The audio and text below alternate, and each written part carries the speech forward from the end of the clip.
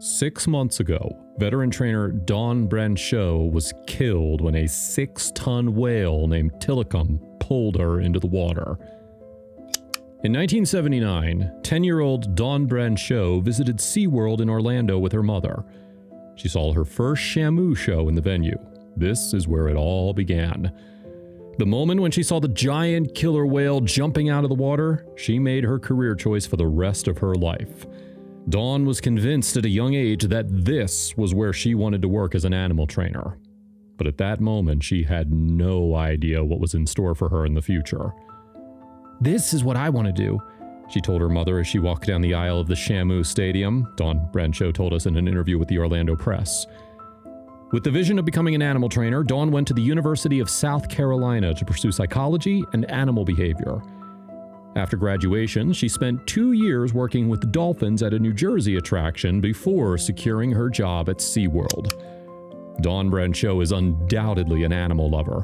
She adored her 2 Labrador retrievers and volunteered at an animal shelter in her spare time. She also raised several stray dogs, chickens, rabbits, and small birds at her home. Early in her career, she worked with otters and sea lions at Six Flags amusement parks in 1994, then got transferred to SeaWorld to work with orcas in 1996. That same year, she married Scott Brancheau, a stunt skier at SeaWorld. In 2000, Dawn appeared in a television interview to discuss the importance of staying physically fit to work with these underwater giants. She did weightlifting, running, and cycling.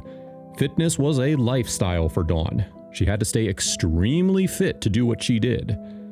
Dawn was fully aware of the risks of her work and even talked about them. She discovered that orcas rarely, if ever, attack humans in the wild, and that the chances of this happening in captivity were very low. Interestingly, orcas' interactions with divers and fishermen showed they were very social, intelligent, and curious creatures.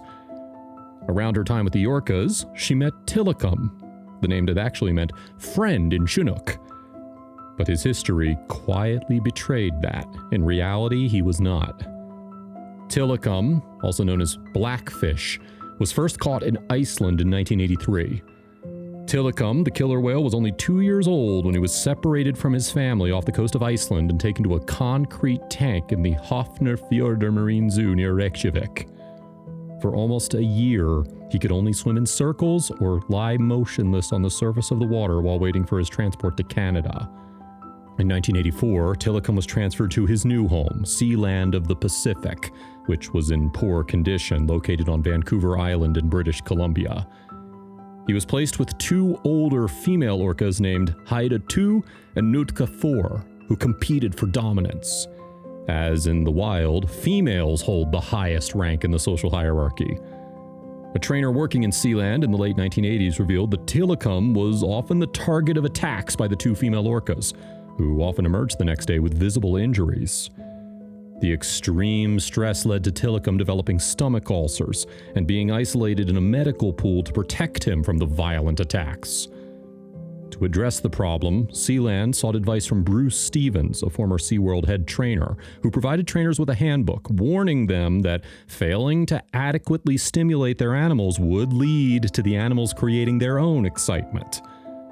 Nonetheless, biologist Eric noted that there was little improvement. The animal's intelligence and needs were not sufficiently taken into account. As Bruce had warned, the orcas began to play with new objects in their tank and refused to relinquish them, becoming increasingly aggressive.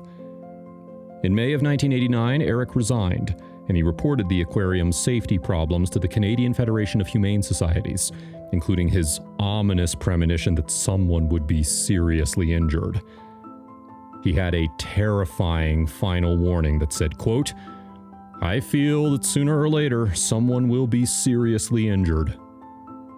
On February 20th, 1991, after a performance, a tragic incident occurred when a University of Victoria marine biology student and part-time trainer named Kelty Byrne, age 20, slipped and accidentally fell into the orca pool. Tilikum and the 2 female orcas attacked and killed her. She was just a 20-year-old student working part-time with orcas to make extra income.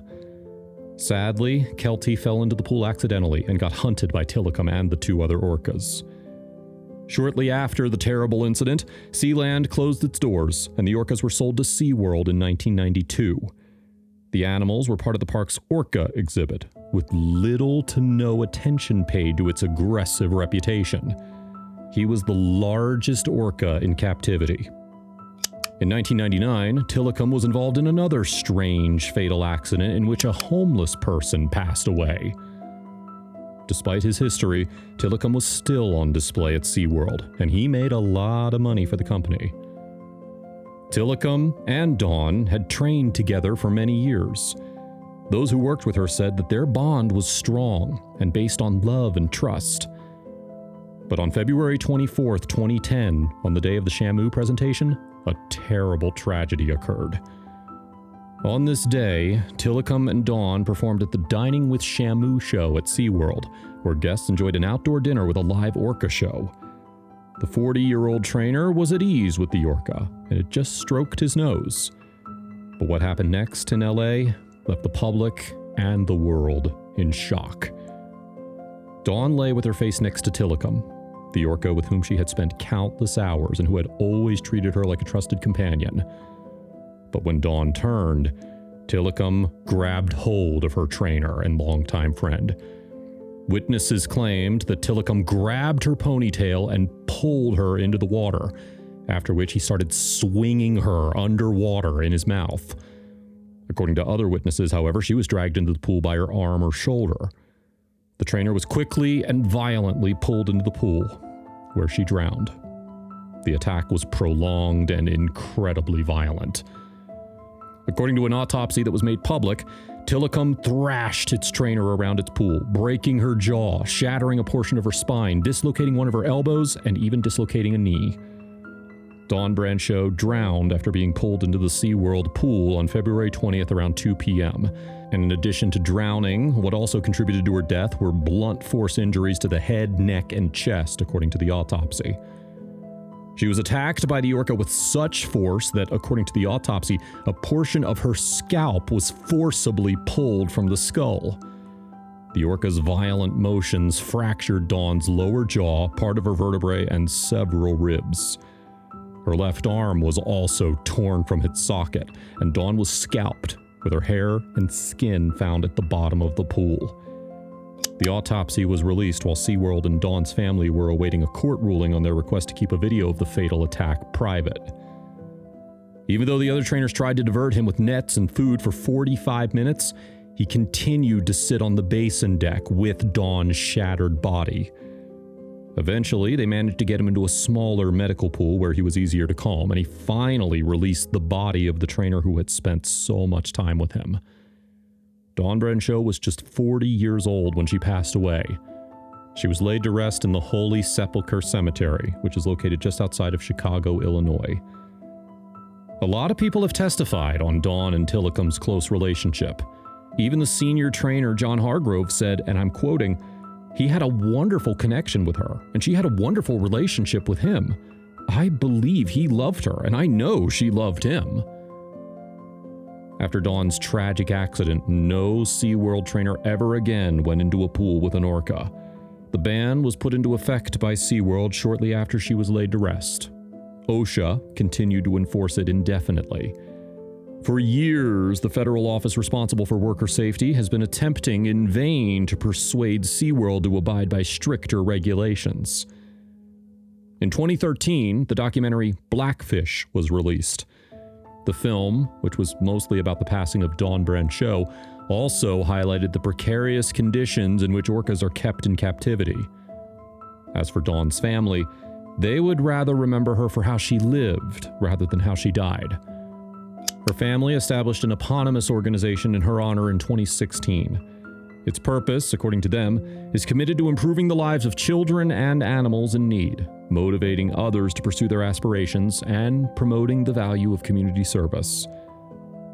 Tilikum had to spend most of his days after this violent attack in a pool that was rarely seen by the public. Reports have emerged that he would spend hours just lying on the surface of the water. And even today, no one knows why Tilikum made that choice to attack Dawn, grab, and pull her into the basin. After Dawn's fatal accident, the Orca remained at SeaWorld, where he passed away from a lung infection in 2017. SeaWorld did not take responsibility for Dawn's death. In August of 2010, when OSHA convicted them for 3 safety violations, they were only fined $75,000.